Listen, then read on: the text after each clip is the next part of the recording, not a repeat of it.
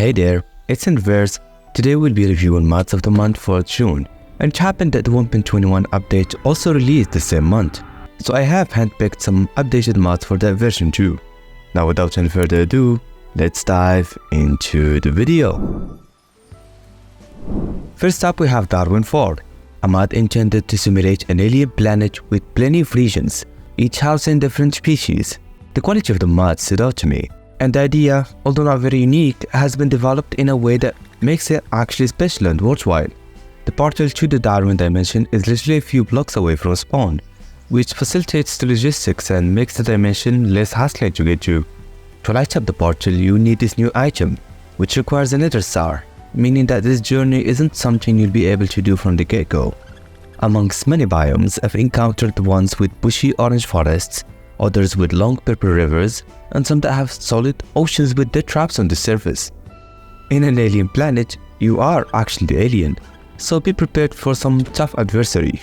Whether that be a jelly monster trying to squash you, a mutated anteater licking you to death, or this flying behemoth that will impale you with its long and sharp beak. In contrast, I've also observed mobs that were too great in size but are very kind and peaceful. They would only attack repulsive creatures, making them pleasant entities to be around. Going forward, I've seen chicken-like creatures that would just stand there and take the beating, along with camel-like creatures that mind their own business but are not hesitant to self-defense. Overall, the mobs in this mod were not made overnight. They have detailed models, fluid life and death animations, along with special uses too. The mod is quite unique and kinda reminds me of Alexander's mods. Both authors seem to share a knack to make everything in their mods as useful, as enjoyable, and as good as possible. Fabric Better Grass will enhance the foliage quality in the game by greening the sides of the grass blocks. The concept of the mod is pretty popular, but for 1.21, this is, as of now, the only Better Grass mod available, so it will come in handy. This is an updated and an upgraded version of the Timeless and Classics mod. The author here have fixed a lot of bugs, added special compatibilities, and improved the mod immensely. For starters, there is this smooth animation to when you select a weapon. If you look closely, you will see that the gun will be pulled up gracefully, just as if you are playing Call of Duty. Inspections, on the other hand, haven't been altered, but I did notice an enhancement of the animation here. They're a bit more fluid and quite immersive too. A bullet impact has been added along the way. Bullets will now leave a red hot trace that will cool after an instant. A similar effect is present as you shoot any gun during nighttime. The firing will look like fireworks in the sky. This renewed version also featured a gruesome compatibility with the Being Blood and Good Edition mod. It's not yet perfect, but it does the job at portraying a terrifying and a brutal modern combat. By pressing the attachment key, a silky animation will appear. When you equip the material, you'll notice that the modified bit of the gun will be zoomed in, which provides a sophisticated and an exclusive style too. Better and sharper sound quality is something to expect from this mod. This is true for both the shooting and the reloading of the guns. Finally, we can't overlook the compatibility with the Distant Horizons 2.1. This truly gives me a GTA 6 kind of vibe, and I love it. The Timeless and Classic Zero is truly a dominant mod in the modern combat category, and it will get even better as the developers are working very hard to introduce cutting-edge features. A switch combination of viable and stylish comes with the Armor of the Ages mod. The author here focused on producing high-quality armor sets. For some reason, I feel that those armors are just way better than any other high-detail armor mods. These are armors with respectable historical backgrounds. Their appearance is subtle, and they're not clogged with 3D models that can lag your game or make it feel unnatural. This is a mod to consider if your demands have to do with elevated quality and cultural backgrounds like the Egyptian country, Samurai era, or the Roman Empire. Ribbits mod gives you, my friend, a fun and an odd quest to embark on. That being the quest to discover the Ribbits village, introduce yourself to the local Ribbits and see what they can do and offer. The village itself consists of a few houses in the shape of mushrooms, built using vanilla blocks in addition to some newly added blocks. Each house is connected to the other using puzzle paths or bridges. The Ribbits villages are usually found in mangrove biomes, but there are situations where you can spot them on a small swampy biome next to the shore. The village can be as big as a vanilla village, and looks great too. Now to the local challenge. We have here some humanoid frogs obsessed with crystals and enjoy playing music more than anything. The Ribbits are social creatures, so 9 times out of 10 you will find them sitting in groups. The one time left is where you'll encounter a wandering Ribbit, which is a lone wolf. Oh, my bad, I mean a lone frog. I've been following the development of the mod for a while now, and the final outcome was definitely worth the wait. This is a funless mod that you can add to a fantasy mod pack, as it will reimagine exploration, expanding the world around you to include frog communities as well. Jet's Better Exploration mod added a few simple features that wholly reshaped the exploration part of Minecraft. The Abyss is a map sold to you by a cartographer after you defeated the Ender Dragon. This map leads you to the ancient city. The aim here was to make this city harder to find, for it holds the necessary items to create a Skulk Vial, an instrument you could use to store XP points after 30 levels. This vial can then be drank to obtain said levels. Recovery Compass is now findable on wooden mansions, which became a lot more common to come across, making recovering dropped loot a lot easier for beginners. The mod also made it so that some biomes will have more ores or faster crops growth based on their climate. The features here are surprisingly accurate to real-life plate tectonics. The author also empowered rails, adding new types to craft and propelling the maximum speed to a whopping 40 meters per second. Horses will now have a stamina system that will deplete, forcing you to get off the poor horse and go collect materials or do something, which in turn reserves the minecart's usefulness. The mod is great, but it is locked behind a paywall. The author said he will release a free version, but we all know what happens when greed gets in the way. Let's just hope it doesn't go that way. Axifier is a mod with a super weird idea, which is to butcher and skin animals without actually killing them. So basically, you peel the skin and the flesh from a mob just to make it a baby.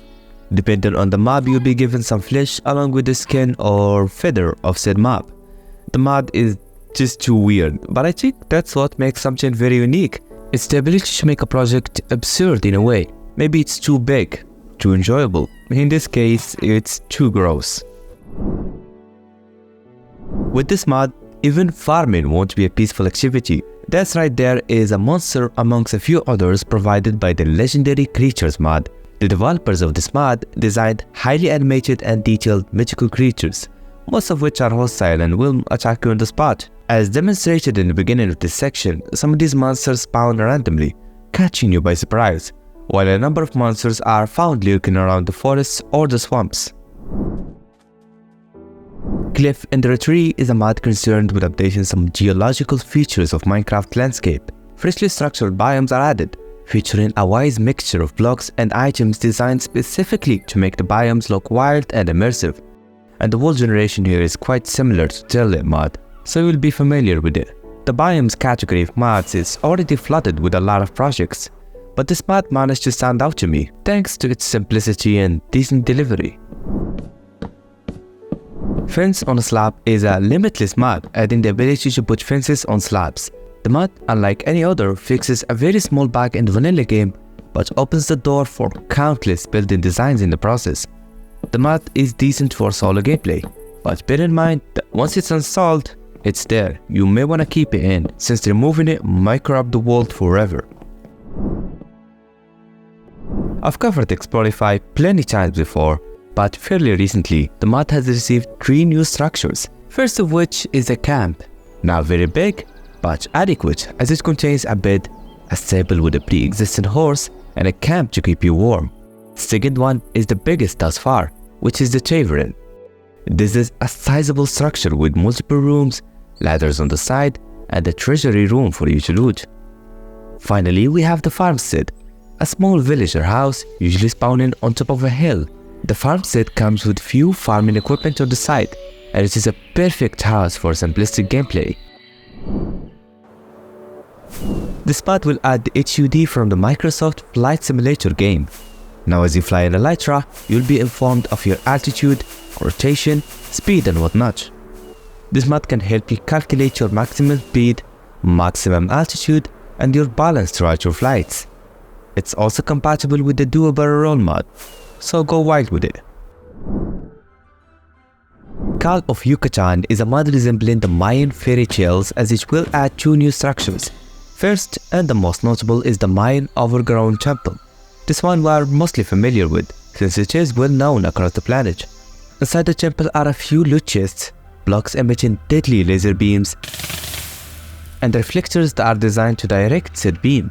Once you crack the riddles, you'll be met with even more riddles, this time in combination with monsters trying to bury you beneath this temple. At the very bottom, there's this statue. Once destroyed, the player will be sentenced to death by this flying behemoth. The strategy of this monster is to knock you back very far away as to make contact with the burning beam, which, if not well prepared, can kill you in a moment. I would recommend reflecting the beam elsewhere. After that, take your time killing this guy. He has 600 health points, so it may require some patience and a lot of golden apples. Now to the second temple, which is the deadly Crypt. This time around, you'll be met with tough opposition from the get-go. There are also several penalties if you fail to crack the riddle correctly. Not gonna lie, I kinda dug my way down here, so I can't tell you what it takes to open some hidden gate or something. As was the case with the previous temple, you'll need to endure waves of minion guards before you get to the main boss. Once you arrive at the final hall, destroy the statue as usual, and the boss will be summoned. He has lower health points, but a suckier effect, giving you nausea and making it practically impossible to aim. Opposite to the previous boss, this one will be summoning a bunch of guards to distract you. They are fairly easy to kill, but their attacks can derail you from the main battle. Once this boss is dealt with, your mind journey is concluded, and what a fantastic adventure is it. Camerapture is a mod that you can use to capture beautiful moments around your world. You can then place the pictures on your wall as a souvenir. The mod also features an album book, but for some reason I couldn't find it, though it's this mod's strongest features. In the vanilla game, there is this option to choose a bonus chest the first time you create a wall. It's decent and helps kickstart your survival journey. This mod will not just give you a chest, but a whole house. The design of the house is magnificent, and inside of it you'll find a few blocks and items that will aid your survivability. Beginner survival house might be too much for some people, but I'm sure it will be just perfect for others. This mod will enforce the reward system in the game, add in random structures that house NPCs, which gives you different quests to finish. Upon completion, you will be rewarded adequately. Some houses here I notice have no NPCs yet, but they have loot chests, so they are not totally useless. This is a decent RPG mod, but I've seen many others with a similar, if not a carbon copy idea. So unless you're just creating a new RPG mod pack, you won't really need this one. An incredibly valuable mod in the list is Craftable Capes. The name right there explains it all, as the mod will add few crafting recipes to make some special and official capes. Of course, this doesn't mean that the scarcity and the value of said capes will diminish, but it will give you the ability to have your own collection of capes inside of your single player world, which was impossible before. This mod will bring the 1.21 update to version 1.20.1. I really love the concept of the mod, since many modders are still playing on 1.20.1 for a reason. Most of the great mods are not updated to new releases. Now with this mod installed, you won't have to worry about missing out on the newly introduced Tricky Trace update. Illusions is a fun vanilla plus mod adding mirrors into the game. The sad thing about this mod is that it's incompatible with iris shaders.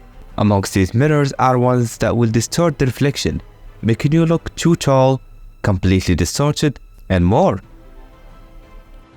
This mod is very useful, since you can install these mirrors around your house and check yourself out without switching your perspective.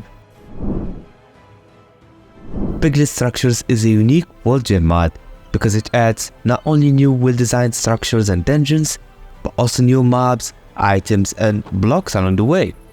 Some of these structures will be rare and massive, packing serious challenges for anyone reckless enough to get in, and others will be fairly common and simply built. Although not very vanilla friendly, this mod is quite decent if you enjoy spontaneity in your gameplay, as it also adds new mechanics and functions too. Thanks for watching. This mod was hell of a mod. I really enjoyed checking these mods out, and I hope the same could be said about you.